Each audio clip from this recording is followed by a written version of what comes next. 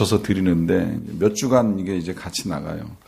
뭐 꼭 이걸로 하셔도 되고 안 하셔도 되고 검사는 안 합니다. 그냥 그러나 이제 이 순서에 따라서 난 정말 도저히 어떻게 묵상해야 될지 모르겠다 이러시면 이제 이 순서에 따라서 좀 쉽게 하실 수 있는 방법을 가르쳐 드리기 위해서 이제 실습 자료를 한 주일에 하나씩 이렇게 첨부해서 이제 보내드리는 일을 하게 되는데, 뭐 이걸로 하시던 아니면 뭐 우리 교회 교재로 하시던 뭐 아니면 여러분들 각자 보시는 교재로 하시던 아니면 그야말로 난 성경하고 노트만 갖고 하겠다고 하시던 어떤 것이든 부탁을 드리는 건 꼭 실습해 보시라는 거예요.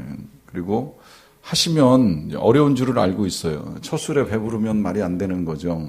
수없이 많은 시행착오와 실패가 필요합니다. 그러나 이 하나님의 은혜와 능력을 경험하는 데 있어서는 순종보다 더 좋은 건 없어요. 그냥 들으면 들은 대로, 배우면 배운 대로 일단 한번 해보는 거예요. 가다 멈추는 한이 있더라도 한 번이라도 해보죠. 제가 그래서 여러 날치도 아예 안 드려요. 제가 묵상도 많이 배웠지만 가르치기도 여러 번 가르쳤는데, 가르쳐 보니까 일주일치 본문 이렇게 이제 순서대로 잡아서 내드려도 그 일주일 동안 해오는 성도님들 본 적이 한 번도 없어요. 그러니까 아예 이번에 이제 하루치만 주고 일주일 동안에 한 번만이라도 좀 해보시라 이제 이러고서 내드리는 건데, 그럴 만큼 매일 하는 건 처음부터 쉬운 일은 아니라는 거예요. 하지만 한 번이라도 진짜 내가 해봐야지 하는 마음을 가지고 이제 주중에 시간 내서 한 번쯤 정말 여기 써여 있는 대로 이렇게 쭉 해보시면 이거보다 더 좋은 묵상을 배우는 방법은 없습니다. 기도를 배우는 가장 좋은 방법은 내가 입 벌려 기도하는 것보다 좋은 건 없어요. 물론 책도 보셔야 되고 저도 기도를 공부해요. 지금도 보는데, 그런데 내가 입 벌려 기도하는 것보다 좋은 건 없어요.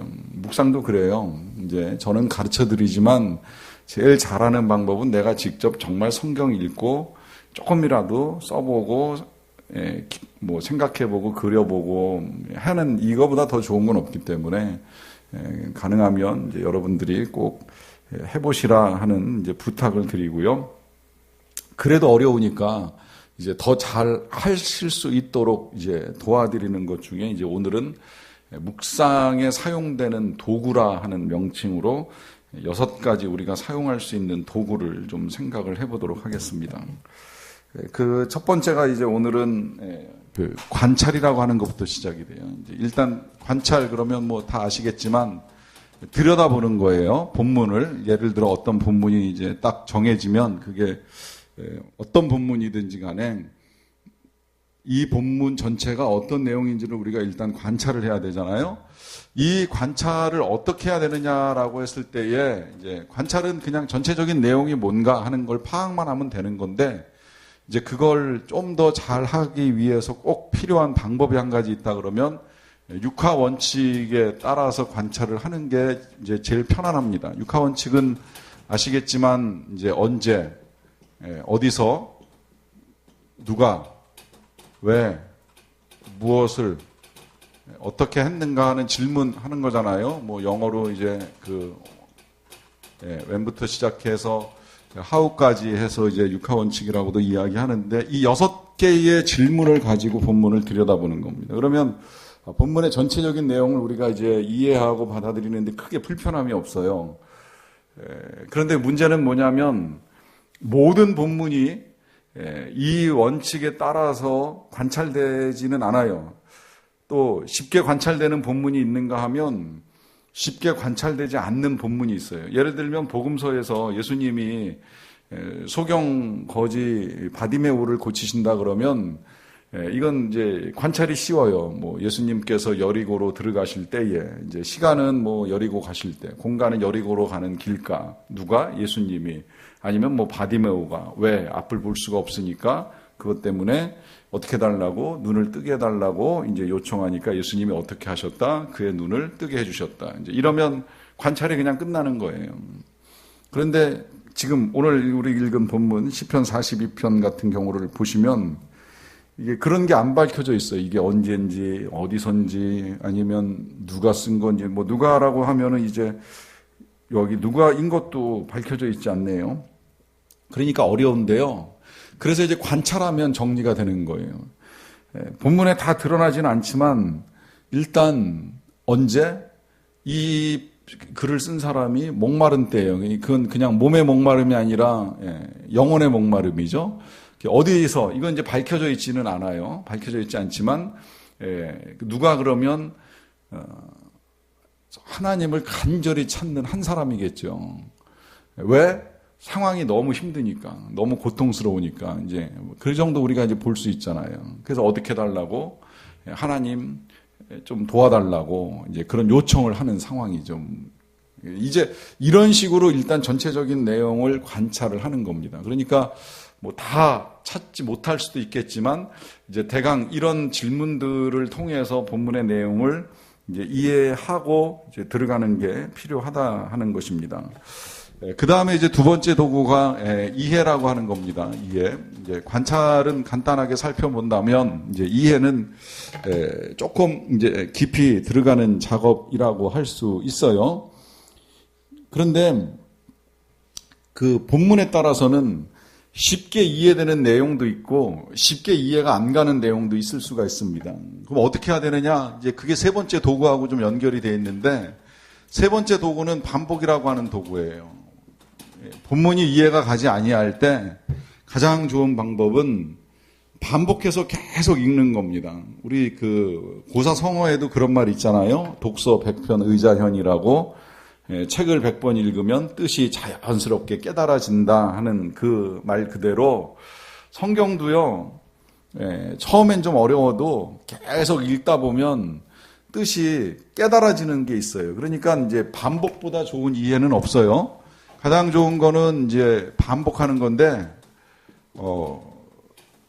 뭐, 이해가 될 때까지 반복을 해도 좋아요. 그런데 저는 반복해서 이해를 하는 거는 정말 좋다고 생각을 하지만 어떤 경우에는 아무리 들여다봐도 도대체 이게 무슨 말인지 모르겠다 하는 단어들이 가끔 튀어나올 때가 있어요. 예를 들면 속죄제. 대충 의미를 아시잖아요. 죄를 속하기 위해서 드리는 제사. 그런데 그 뒤에 바로 또 속건제 이러고 나오면 속건제. 아무리 뭐 10번, 100번 반복을 해도 이건 도대체 무슨 제사지? 이제 이런 의문이 들 때가 있어요. 그때 이해를 돕기 위해서 좋은 방법은 이제 영어 성경을 보는 겁니다. 그러면 이제 영어에서 풀어주는 단어를 가지고 이제 참고할 수 있어요. 그래서 우리 교회 교재 보시면 아시겠지만 항상 웬만하면 이제 분량이 많으면 가끔 요새는 영어가 생략되기는 합니다만은 웬만하면 항상 이 개역 개정 성경 밑에 이제 영어 구절 같이 병행해서 써놓잖아요. 본문을 이해해야 묵상을 할 수 있으니까 이제 그 영어 성경으로 본문을 이해하라는 거예요. 그게 아니면 이제 그 다음에 그 본문의 이해를 돕기 위해서 성경 강해가 필요합니다. 그러니까 기본적으로 성경에 대한 이해가 있으면 묵상이 쉬운 건 틀림이 없어요. 그래서 실은 수요 강의를 하는 거예요. 물론 지금은 이제 주제 강의를 제가 묵상 또 음성 듣기에 초점을 맞추고 말씀을 나누고 있습니다만은 이제 지금까지 주로 뭐 성경 중심으로 계시록도 보고 요한서신도 보고 로마서도 보고 이제 내년 되면 다시 이제 성경 강해로 돌아가려고 하는데 이 성경 강해를 하는 이유 또 새벽마다 묵상 본문을 가지고 새벽에 짧게라도 설교를 하는 이유는 이해를 도와드리는 거예요. 이제 묵상을 좀 쉽게 하시라고 설교를 들으시고 나서 개인적으로 다시 묵상하실 때 도움이 되시라고 이제 성경 강해를 해드립니다. 자, 이 정도가 묵상을 하는 데 있어서 도움이 되는 도구예요. 그런데 이제 묵상이 조금 깊어지고 묵상을 통해서 하나님의 음성을 듣는 게 재밌어지기 시작하면요.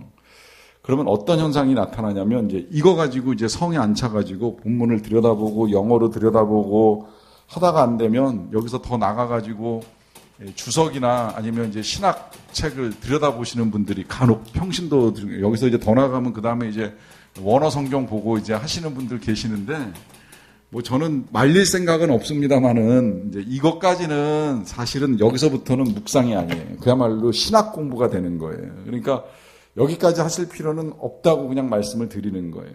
그러나 한 요 정도 선에서 성경 강해를 통해서 기초적인 이해를 가지고 또 좀 어려우면 영어 성경 정도 보면서 좀 궁금한 걸 풀어내는 정도로 보시면 좋고요. 그러고서도 이해가 잘 안 되면 여기까지 가실 필요는 없고 그냥 이렇게 생각하시면 돼요. 나중에 알게 되겠지. 천천히 이해하지. 이렇게 그냥 편안하게 생각을 하세요. 왜냐하면 어떻게 우리가 성경 내용 전체를 다 이해하고 가겠습니까? 안 돼요. 어려운 일이에요. 저도 못해요. 저도 다 이해하고 가르쳐 드리는 거 아니에요.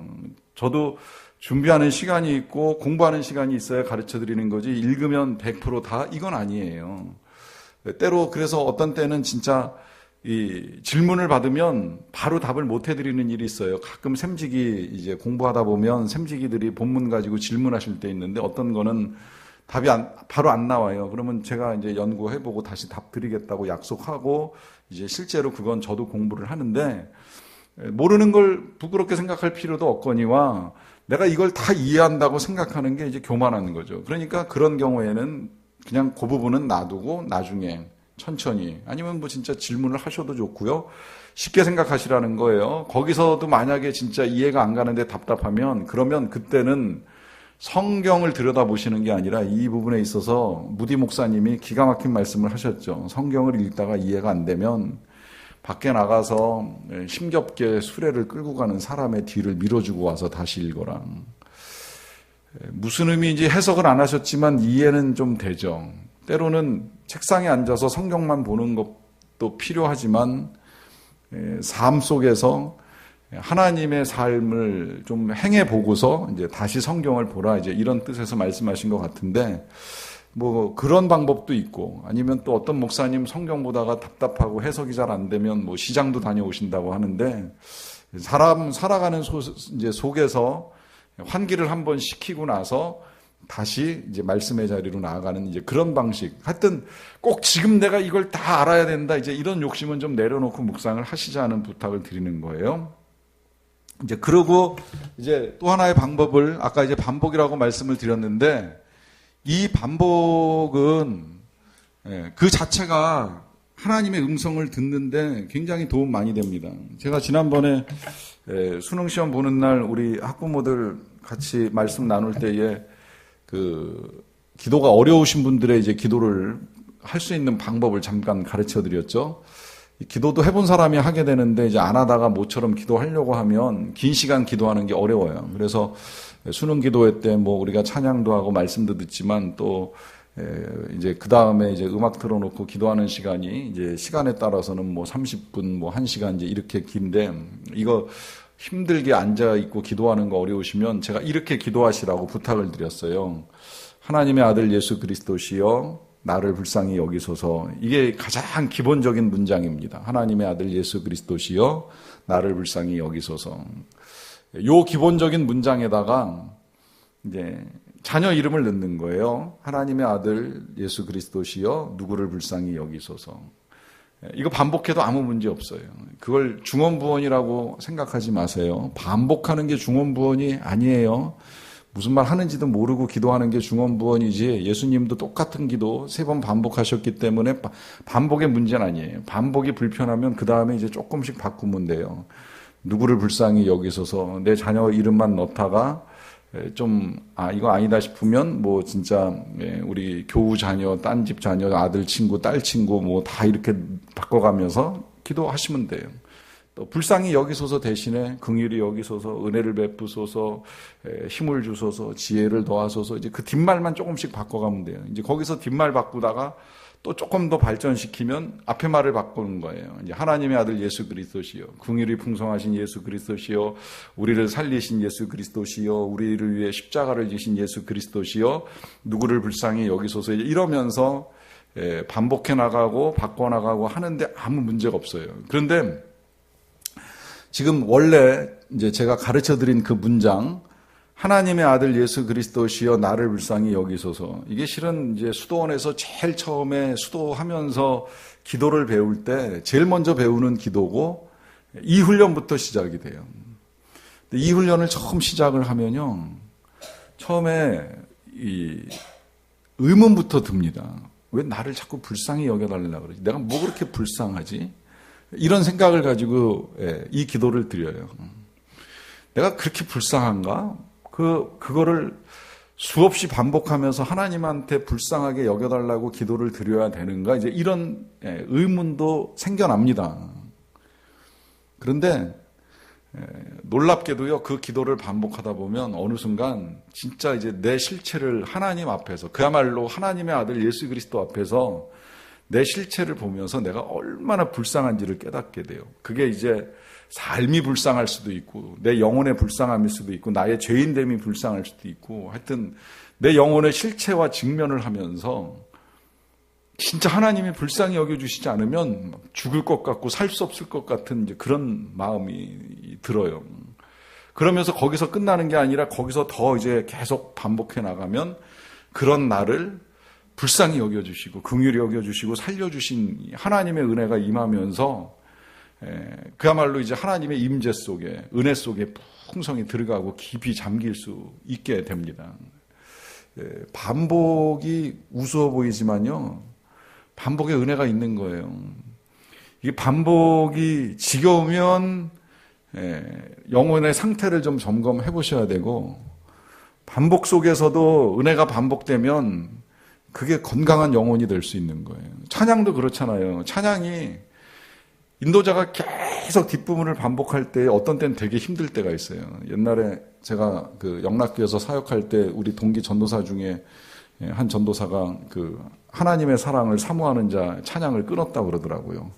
어느 목사님이 기도에 인도하시면서 그걸 10번 이상 반복하니까 지겨워서 평생에 다시는 그 찬양 안 부르기로 결정을 했다고 하는 선포를 하는 걸 듣는 일이 있는데, 어떤 때는 진짜 같은 찬양이 그렇게 되풀이 되면 내 마음에 이거 언제 또 찬양을 바꾸시나 이제 이러면서 지겹게 느껴질 때가 있는데, 어떤 찬양은 10번을 부르고 100번을 불러도 계속 부를 때마다 새로 부르는 듯한 느낌이 들 정도로 은혜가 멈추지 않을 때가 있습니다.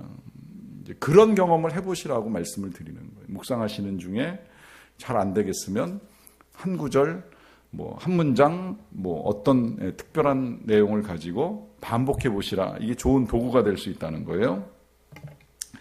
그 다음에 이제 네 번째 도구는 기억이라고 하는 도구입니다. 기억이라고 하는 건 이제 과거의 경험. 거기 시편 77편 5절부터 6절까지 보시면, 내가 옛날 곧 지나간 세월을 생각하여 싸우며 밤에 부른 노래를 내가 기억하여 내 심령으로 내가 내 마음으로 간구하기를, 그러면서 생각과 이제 기억을 가지고 지금 하나님을 묵상하면서 지금 이 시를 써 내려가고 있는 거예요. 특히 이 기억이라고 하는 건 이제 다양하게 우리가 쓸 수 있는데요. 일단 제일 좋은 기억의 활용은 하나님의 은혜에 대한 기억입니다. 내가 지금까지 말씀을 듣거나 수련회 가거나 아니면 특별한 집회 등등을 통해서 내 영혼의 변화와 감동이 일어났던 그 순간에 대한 기억을 되뇌이면 도움 많이 돼요. 그 다음에 이제 또 하나, 이제 때로 묵상 중에 기억을 사용해야 될 때가 있는 건 이제 상처의 치유에 있어서, 특히 이 상처의 치유는 묵상을 하면서 자칫 그 기억을 불러일으키면 하나님의 말씀보다 그 미움의 감정을 북돋을 수 있어요. 상처를 다시 일깨워서 덮어놓거나 잊어버렸던 아픔을 꺼낼 수 있거든요. 그런 기억이나 그런 생각을 말씀드리는 게 아니에요. 물론 이제 그걸 잊어버리시라, 치워버리시라고 말씀드리는 게 아니라, 예를 들어 지금 오늘 본문에 마지막 절 보시면 이제 내 영혼아 네가 어찌하여 낙심하며 어찌하여 내 속에서 불안해하는가, 너는 하나님께 소망을 두라. 그가 나타나 도우심으로 말미암아 내가 여전히 찬송하리로다 그러잖아요. 자, 이 말씀을 묵상했어요. 하나님이 도우시는구나, 하나님이 소망을 주시는구나. 이제 이 말씀을 깊이 묵상해서 다시 마음의 용기를 가져요. 그러면 뭘 치유해야 되는 거예요? 절망했었던 마음을 치유해야죠. 또 도움이 하나님께로부터 온다는 사실을 묵상을 잘 했으면 그 다음에 이상의 세상에 날 도와주는 사람이 아무도 없어. 난 너무 외로워라고 했던 그 외로움의 치유를 하는 거예요. 이때 이제 과거의 아픔과 고통을 끌어내서 말씀으로 치유하는 작업을 하는 거죠. 그때 기억이나 생각이 우리에게 필요하다는 겁니다. 아시겠죠? 그 다음에 이제 5번째가 상상이죠. 이 6가지 도구들 중에 뭐가 제일 중요한 도구냐 하는 질문이 있다면 저는 이 상상에다가 항상 별을 칩니다. 이게 제일 중요한 도구라고 말씀을 드립니다. 아인슈타인은 과학자인데 이런 말을 했어요. 지식보다 상상이 중요하다. 왜 그럴까요? 왜 지식보다 상상이 중요하다 그럴까요? 이 상상이라고 하는 것이 인간의 생각을 발전시킵니다. 원래 과학자는 사실을 밝히는 일을 하는 사람이잖아요. 근데 과학자들도 그 사실을 밝히는 작업을 처음부터 해나가는 게 아니라 상상 속에서 원래 가설을 만들어내요. 처음에 사람들이 몰랐을 때 지구가 둥글지 않을까 상상을 해보는 거예요. 또 진짜 태양이 지구를 도는 건가? 혹시 지구가 태양을 돌고 있는 건 아닌가? 상상을 먼저 하는 거예요. 가설을 만드는 거예요. 그리고 실험을 해보는 거죠. 이게 사실인가 아닌가. 실험을 해봐서 그게 이제 확인이 되면 그게 이제 과학적 진리가 되는 거잖아요. 그러니까 인간의 지식을 발전시키는 건 상상으로 시작이 됐다는 거예요. 그리고 그 상상력을 하나님이 주셨습니다. 하나님이 우리에게 상상력을 주신 건 여러 가지 이유가 있는데 지식을 발전시킬 뿐만 아니라 우리가 눈에 보이시지 아니하시지만 하나님을 얼마든지 그릴 수 있는 거예요. 우리가 직접 경험하지 않았지만 십자가 사건을 우리 나름대로 그려볼 수 있는 거예요. 그 사건 속에서 예수님이 얼마나 고난을 당하셨는지 상상이 아니면 누가 알겠어요? 글자만 보고 어떻게 알겠어요? 우리가 글자를 읽어나가면서 머릿속에 상상을 하니까 그 고통이 정말 참혹했구나는 사실을 깨달으면서 그 은혜가 우리 가슴 깊게 이제 와서 닿게 되는 거잖아요. 그러니까 상상은 굉장히 중요한 도구입니다. 그러니까 본문을 읽어나가면서 그런 그림들을 계속 그리셔야 돼요. 아까 말씀드린 대로 막 바디메오가 예수님 눈 고쳐달라고 할 때 옷 집어던지고 구걸하던 깡통 내던지고 예수님께 소리지면서 달려가는데 제자들이 막아서니까 나 그래도 고침받아야 된다고 다윗의 아들 예수여 나를 불쌍히 여기서서 소리 지르는 이런 상황들을 머릿속에 그려볼 필요가 있어요. 또 지금 이 시편 42편 같으면요. 사슴이 진짜 얼마나 물을 찾기에 헐떡거리는가 하는 그림을 그리셔도 좋아요. 저도 그건 본 적은 없지만 설명 듣기로는 원래 사슴의 혀가 굉장히 얇다 그러잖아요. 셀로판지 정도로 얇다 이제 이렇게까지 표현을 하는데 이 사슴이 그래서 일정한 간격으로 물을 먹지 않으면 그 혀가 말려들어가기도 하고 달라붙기도 하는데 그러면 완전히 이제 숨을 못 쉴 정도로 고통스럽다는 거예요. 그러니까 이 사슴이 시냇물을 찾기에 갈급한 건 보통 갈급한 상황이 아니거든요. 이제 거기서부터 우리의 상상이 시작이 되는 거죠. 그러면 사슴이 그 물을 찾기 위해서 이리저리 헤매는 거와 비교해서 내가 하나님을 찾는 내 모습, 이 시인이 하나님을 찾을 때의 모습은 어떤 모습이었을까? 상상을 동원하는 겁니다. 그러면 묵상이 훨씬 깊어집니다. 다만 이제 우리의 상상이라고 하는 게 항상 좋은 도구들 이런 도구들뿐만이 아니라요. 세상의 모든 도구는 선하게 쓰면 선한 도구가 되는데 악하게 쓰면 악한 도구가 되는 거 아시죠? 칼을 의사가 들으면 사람을 살리지만 군인이나 정말 도적이 들면 사람을 죽이는 데 사용됩니다. 돈이 자선사업가의 손에서는 사람을 살리는 데 사용되지만 욕심쟁이의 손에 가면 사람 죽이고 집에만 부르는 데 사용돼요. 모든 도구가 그래요. 인터넷 저는 행정 처리할 때마다 굉장히 참 편리한 도구다 이런 생각이 드는데 이게 이제 음란물을 만들고 보는 사람들의 손에 들어가면 굉장히 악한 도구가 되잖아요. 그러니까 도구는 선한 수도 있고 악할 수도 있어요. 특히 그 상상이라는 게 그렇습니다.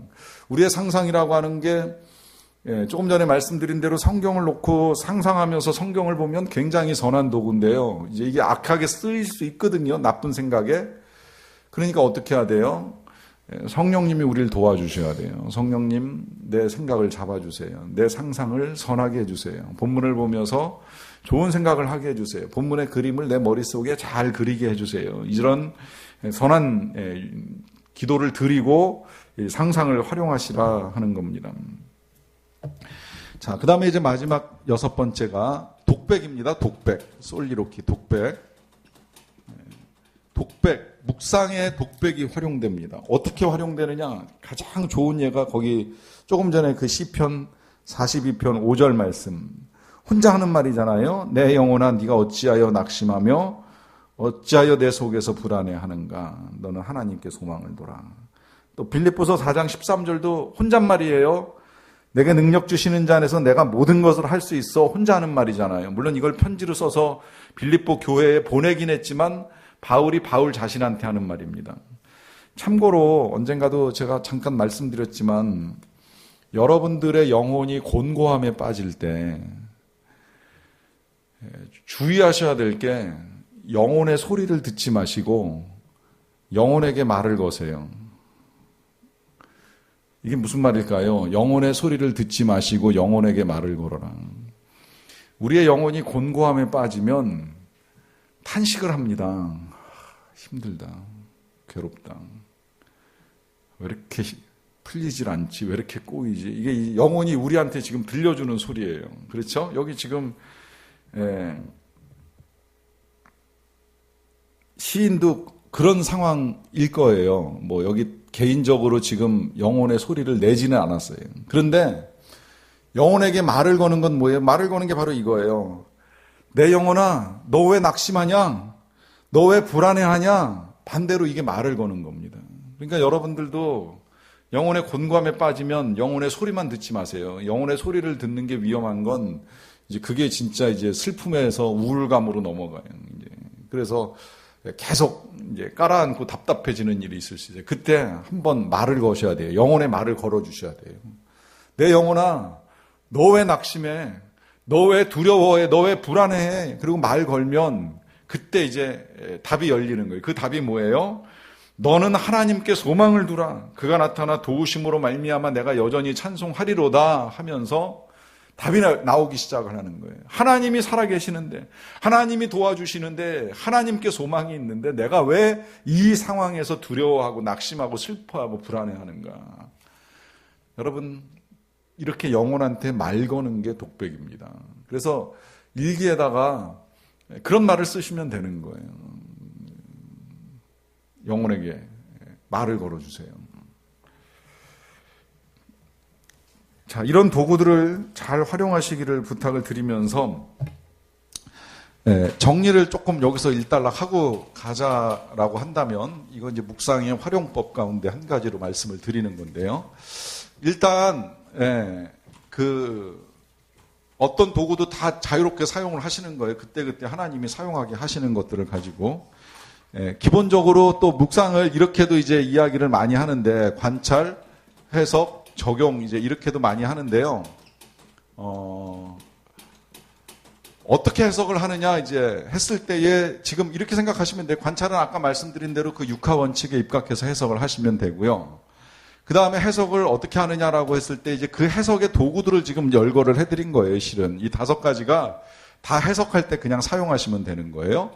자, 이 5가지의 해석을 가지고 그 다음에 이제 하셔야 될 일이 뭐냐면 지난 시간에 이 성경 강해할 때 그런 말씀 제가 드렸죠. 묵상의 3단계로 가르쳐 드린 게 있어요. 그 3단계 중에 이제 가운데 제일 처음에 뭐예요? 오픈, 열어라 그랬고요. 그 다음에 2번째 포커스, 초점을 맞춰라. 그 다음에 세 번째 필, 채워라. 말씀으로 채워라 그랬잖아요. 자, 그거에 입각해서 해석을 하게 되면 관찰은 말 그대로 이제 여는 과정이에요. 오픈하는 과정이잖아요.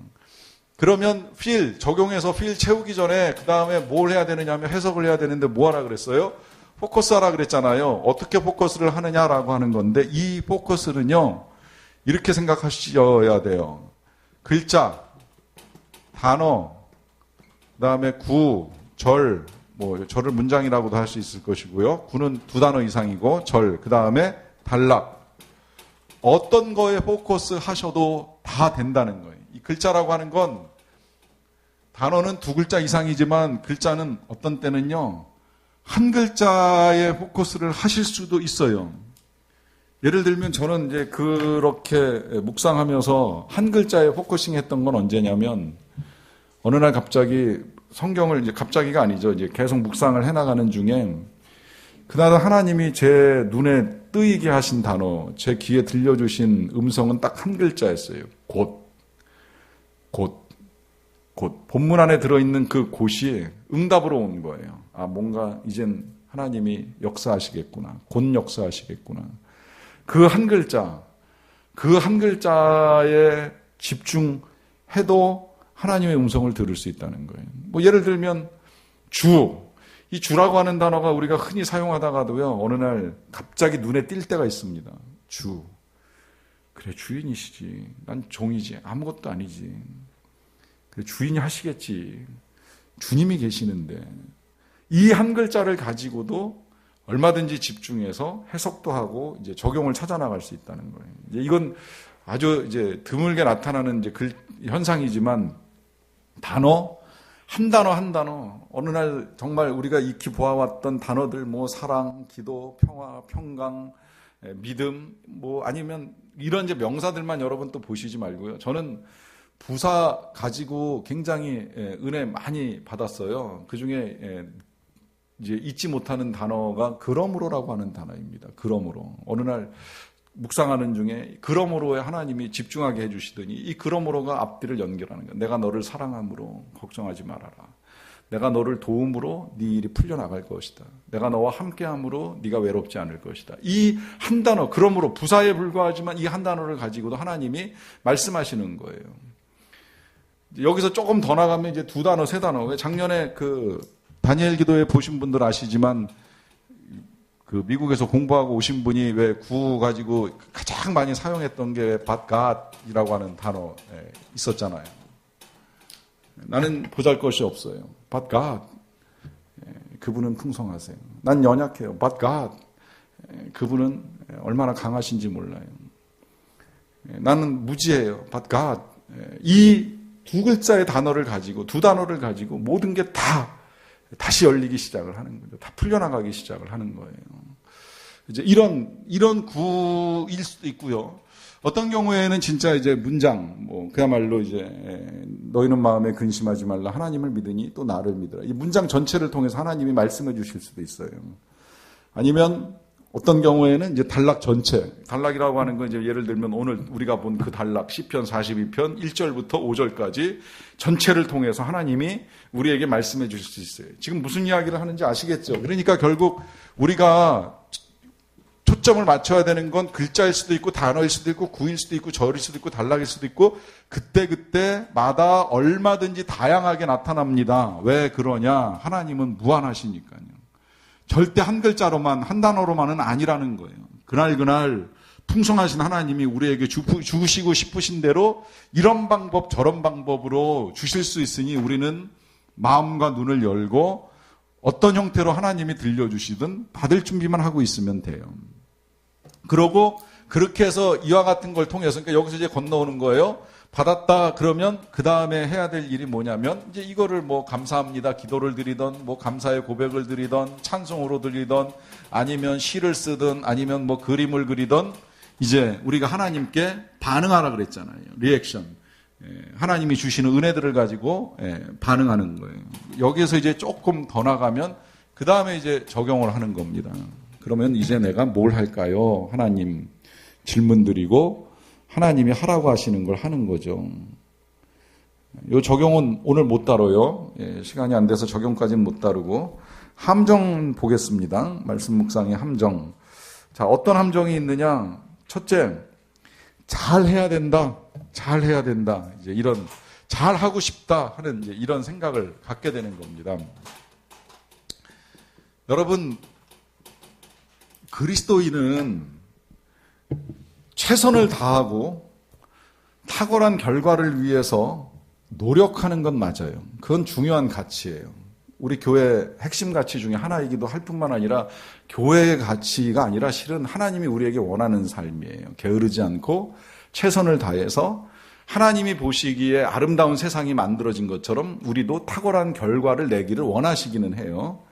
그러나 주의하셔야 될 건 뭐냐면 그 최선을 다하고 탁월한 결과를 내는 데 있어서 내 걸 남하고 비교할 필요는 없는 거예요. 내게 주신 능력 안에서, 내게 주신 은사, 한계 안에서 최선을 다하고 내가 원하는 결과, 이제 내가 낼 수 있는 결과만 내면 되는 거예요. 이거를 남들하고 비교할 필요는 없어요. 비교해서 저 사람은 저만큼 했는데 나는 왜 요만큼밖에 못하지. 이게 이제 우리 사회의 불행 아닙니까? 저 사람은 저만큼 가졌는데 나는 왜 요만큼밖에 못 가졌지. 저 사람은 저렇게 하는데 나는 왜 요거밖에 못하지. 여러분, 이건 그리스도인의 생각이 아니라는 거예요. 능력 안에서 하면 돼요. 제가 우리 교회 교인들 보면서 그런 생각 들었어요. 참 기도를 열심히 하는 분이 계시고 봉사를 열심히 하는 분이 계시고 또 말씀을 열심히 듣는 분이 계세요. 다 필요해요. 보니까 어떤 것도 잘못된 게 없는 거예요. 은사대로 하는 거예요. 그냥 능력대로 하는 거예요. 뭐 나는 예배는 잘 드리겠는데 봉사가 어렵다. 괜찮아요. 예배 잘 드리는 것도 귀한 일이에요. 또 거꾸로 봉사를 하는데 이상하게 기도는 좀 힘들다. 상관없어요. 그냥 그대로 가세요. 일단은 나중에 이제 점점 늘어나는 거예요. 할 수 있는 것들이 이제 달라질 수는 있는 거니까 비교하지 말라고 말씀을 드리는 겁니다. 이 묵상이라는 게 그래요. 제가 지금 이제 제가 묵상했던 거 조금 말씀을 드렸는데 그런 묵상 해보고 싶다 이런 생각 들지 모르겠어요. 나도 한번 진짜 한 단어에 꽂혀서 한 글자에 꽂혀서 뭐 이제 이런 생각 하실지 모르겠는데 이제 뭐 그런 소망함 가운데 하나님이 응답하시기도 하시지만 비교하지 마시라는 건 그게 자칫 잘못하면 우리의 욕심, 자기 의가 되기 때문입니다. 저희 교역자들은 지금 이제 금요일마다 5시에 모여서 일주일 동안 묵상한 것 중에 한 편씩을 나누는 일이 있어요. 저도 교역자들 묵상한 걸 이렇게 듣다 보면 묵상이 깊은 교역자가 있어요. 잘한다는 생각이 들어요. 그럴 때 무슨 생각이 드느냐면 이거 진짜 잘해야지만 할 수 있는 거야? 잘해야지만 말할 수 있는 거야? 아니에요. 묵상의 경중이 어디 있고 실력이 어디 있어요. 그냥 내가 묵상하고 내가 은혜 받은 것만 붙들고 가면 되고 적용하면 되고 나누면 되는 거지 잘해야 된다? 이거 인간적인 욕심입니다. 이걸 버리시라는 거예요. 그 다음에 이제 두 번째, 묵상을 하다가 중단하면 아니함만 못하다라고 하는 겁니다. 중단. 걱정하지 마세요. 중단할 수 있어요. 중간에 멈출 수 있습니다. 제가 그런 말씀 드렸지만 전 고등학교 1학년 때부터 40년 가까이 지금 묵상을 해왔는데 그렇다고 제가 하루도 안 빠졌겠습니까? 중간에 쉬었던 날들도 수없이 많아요. 멈췄다가 다시 시작하고 멈췄다가 다시 시작하고 굉장히 많이 했어요. 여러분, 멈추는 건 문제가 안 돼요. 그러나 다시 시작해야 돼요. 언제라도 다시 시작을 해야 돼요. 그것이 필요합니다. 뭐 묵상뿐만이 아니라 통독 읽어가다 멈췄으면 생각났을 때 그냥 그날 시작하면 돼요. 영성일기 쓰시다가 멈췄으면 다시 쓰기 시작하시면 되는 거고요. 중단하면 아니함만 못하다는 세상 사람들이 하는 말이고 우리는 중단했다가 다시 시작하면 된다 이렇게 생각하시면 됩니다. 그 다음에 세 번째로 적용을 멋지게 하고 싶다 하는 이제 이런 욕심이 들 수가 있어요. 이걸 어떻게 이제 삶에 적용하지? 이런 것들도 실은 다 자기 의라고 하는 겁니다. 멋지게 하고 싶다, 잘하고 싶다 하는 생각은 굳이 가지실 필요가 없어요. 음성이 들려오지 않으면 없는 대로 그 하루를 이제 그냥 간다 이런 생각도 하시라고 말씀을 드렸잖아요. 그 다음에 이제 네 번째로는 해석이 중요하다 아니면 깨달음이 중요하다 이제 이렇게 보는 건데 묵상을 하시기는 하시는데 본문을 딱 보고서 그런 말씀이구나 이제 이 정도의 깨달음 가지고 이만하면 됐지라고 하는 생각을 조금 더 발전시키시라고 부탁을 드리는 거예요. 해석이 중요하기는 합니다. 해석의 방법을 지금 가르쳐 드렸잖아요. 그런데 해석에서 더 나아가서 이거를 적용해야 변화가 일어납니다. 묵상의 궁극적인 변화는 깨달음, 은혜 받는 거 아니라고 말씀을 드렸잖아요. 거기서 더 나아가서 삶의 변화가 일어나야 되는데 언제 변화가 일어나요? 적용할 때 변화가 일어나요. 이걸 그러니까 머리로 알고 있다? 이건 한국 그리스도인의 가장 큰 문제라고 요새 지적 많이 되잖아요. 알면 뭐합니까? 이제 그게 가슴으로 내려와야 되고. 지금은 전 그렇게 생각해요. 가슴에서 감동받는 것도 의미 없더라고요. 감동받으면 손과 발이 움직여야 돼요. 뭐라도 해야 돼요, 진짜. 뭔가 이게 행동으로 나와야 돼요. 꼭 손과 발이 아니면 입이 움직일 수도 있는 거고, 어떤 것이라도 움직여서 적용이 될 때 이제 말씀이 살아서 역사가 되는 것이고 삶의 변화가 일어나는 겁니다. 그래서 깨달음에 멈추지 마시라 하는 부탁을 드리는 거고요. 그 다음에 이제 5번째 오해 중에 하나가 또 그 다음에 기록하지 말라. 뭐 꼭 기록을 해야 되냐? 본문만 잘 보면 되지. 이제 이렇게 생각하고 그냥 성경만 들여다보는 거. 아니면 이제 그것도 귀찮으니까 그냥 말씀만 듣고 끝내는 건데요. 여러분, 기록은 중요합니다. 뭐 중요한 이유는 이제 하루를 살아보셔도 아침에 묵상한 걸 저녁에 보면 이게 진짜 되새김질이 되는 거예요. 그리고 그걸 일주일 뒤에 보고 열흘, 한 달 뒤에 보면 더 말할 것도 없이 좋고요. 그 다음에 1년, 2년 세월이 흐르고 나서 한번 보세요. 기가 막힙니다. 오늘 어느 분이 영성일기에다가 그런 고백을 쓰셨는데 재작년에 한번 같이 성경 공부하는 사람하고 기도 제목을 나눴는데 이번에 보니까 다 응답이 되었더라 하는 말씀이에요. 그러면서 이렇게 다 응답을 해주시는데 응답을 못 받고 있다고 생각을 하셨다는 거예요. 기도 제목도요, 써서 기도하시면 얼마나 응답이 됐는지 안 됐는지 알 수 있어요. 확인이 돼요. 근데 그걸 확인하면 우리는 보통은 이제 응답 안 된 기도에 대한 기억을 오래 갖고 있어요. 하나님이 요건 안 들어주셨어. 이제 이런 생각을 오래 하다 보니까 내 기도를 안 들으신다는 생각을 더 많이 하는데 한번 리스팅을 해보세요. 그리고 1년 뒤에, 2년 뒤에 보세요. 얼마나 응답이 됐는지. 생각보다 응답받은 게 훨씬 더 많습니다. 기록이 입증을 해주는 거예요. 근데 이게 기도 제목에서만 나타나는 게 아니라 묵상도요. 지금 기록을 남겨놓으면 시간이 지나고 난 다음에 보면 놀랍습니다. 영성일기는 말할 것도 없고요. 그 기록 하나하나가 어떻게 하나님이 역사하셨는지를 볼 수 있는 증거가 돼요. 저는 요새 이제 새벽에 느헤미야 말씀 보면서 한번 이 말씀을 우리가 새벽 기도회 때 언제 나눴지 이제 이런 생각을 가지고 한번 봤어요. 묵상했던 거를 그때 당시에. 보니까 이제 5년 전에 우리 교회가 이제 여기 건축 거의 마무리돼 가고 이제 저쪽 백현동에서 이제 이쪽으로 건너오기 직전에 이제 느헤미야 말씀을 묵상을 했었는데 그때 묵상하면서 하나님께 요청한 것도 많고 하나님께서 말씀해 주신 것도 되게 많았어요. 그러는데 잊어버리고 이제 시간을 보내다가 이제 5년 만에 다시 꺼내서 그때 노트를 이렇게 봤어요. 보면서 깜짝깜짝 놀래요. 그때 내가 이런 기도도 했었고 하나님께서 나에게 이런 말씀도 해주셨구나. 이제 이런 걸 보면서 되게 많이 놀랬습니다. 여러분, 기록을 우습게 생각하지 마세요. 좀 불편하고 귀찮아도요. 기록하면 정말 좋습니다. 그 다음에 이제 마지막 6번째로 은혜를 받으면 그만하라 하는 것인데 이건 아까 해석하고 이제 같은 맥락에서 이야기하는 거예요. 은혜 받는 게 중요한 것이 아니라 삶이 바뀌어야 된다. 깨달음에서 멈출 수 없고 실제적으로 삶의 변화를 일으켜야 된다. 그럼 우리가 어떻게 변할 수 있느냐? 그 변화를 위해서 이제 적용이 필요한 건데 이 적용에 관한 이야기는 다음 주에 나누도록 하겠습니다. 오늘 여기까지 하겠습니다. 잠깐.